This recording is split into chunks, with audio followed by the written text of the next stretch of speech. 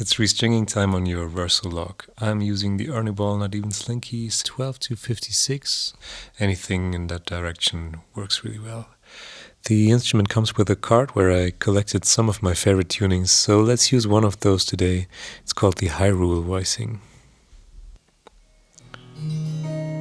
So it's an E major 7 with an added 13th. Uncommon tuning for lap steel, but I like it.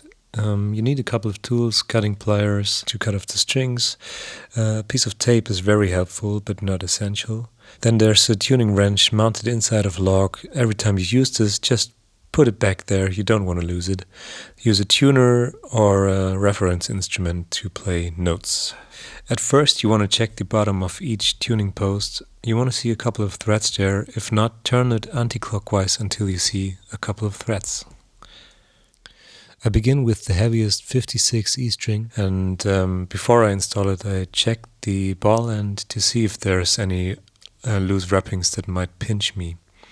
This one is clean, so make sure to insert the ball end of the string through the hole and not on top of the metal, which is very important, and then fix that thing with a piece of tape. It saves you some trouble. Align the pack hole of the tuning post in the direction of the string and then thread it through.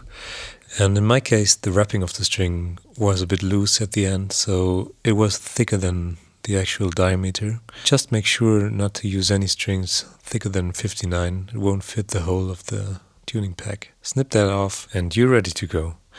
With the thickest string it's usually a bit tight, but you'll be able to get it through there and pull it to a straight line. And now comes a quite important tip. It's my rule of thumb. Put your thumb next to the post and grab it with your other hand behind the thumb. Put your thumb away, push it back. Then kink the string behind the post towards you and in front of the post next to the nut away from you to create that set shape. So you can cut it off without any tension on the string, which is very helpful.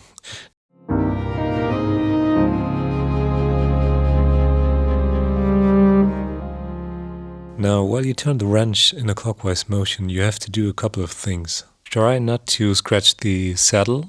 It's just for the cosmetics, but you need to lift the string above the saddle and at the same time push it downwards so the coil wraps around the post in a downwards motion. And that's basically it. So let's repeat the whole procedure. I'm starting with the next string by checking the ball end, and there's indeed something poking out. So make sure to put that facing downwards. So twist the string and insert it there and secure it with the piece of tape. Give it a quick test with your palm to see if something's poking you, and so now let's do it all in one run. We adjust the post to align the hole with the string direction, thread through the string, and we tighten it up and use the rule of thumb. Push it back, bend the string towards and away from you to create that set shape. Snip off the string and start coiling it in a downwards motion without scratching the nut. Try to make the downwards coil as clean as possible, so a very tight coil without any overlapping wraps and of course no knots and anything that will annoy the hell out of you later. The next and final step is to tune the guitar to pitch, and at this point don't use a tuner, it's way too precise. Just play a note on another guitar or on a piano and just do it by ear. Once you have them roughly to pitch, start pressing them down at the saddle and at the bridge and start stretching.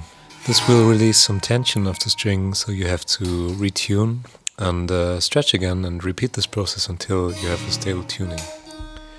So tuning a log for the first time might be a bit frustrating at first because it's direct tuning versus gear tuning, which is what we're used to on regular guitars. So the only tip that I really have for you is to tune slightly sharp and then downwards from that. The friction pack just holds the tuning much cleaner when you do it like that.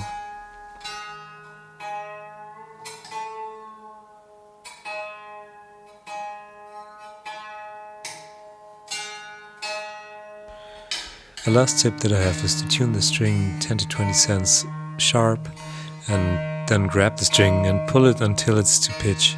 That way it's really locked in. I guess in the end it's a matter of muscle memory, and you will develop your own style of tuning the guitar. Once I got the grip of it, I really appreciated the speed that I have with changing tunings, and it's really key to me to play different music and change the tuning then and now, and get inspired. Oh yeah, and don't forget to clip back your wrench, you will need it next time. Thank you for using Lock, and if you have any troubles, just write me a mail. Bye bye.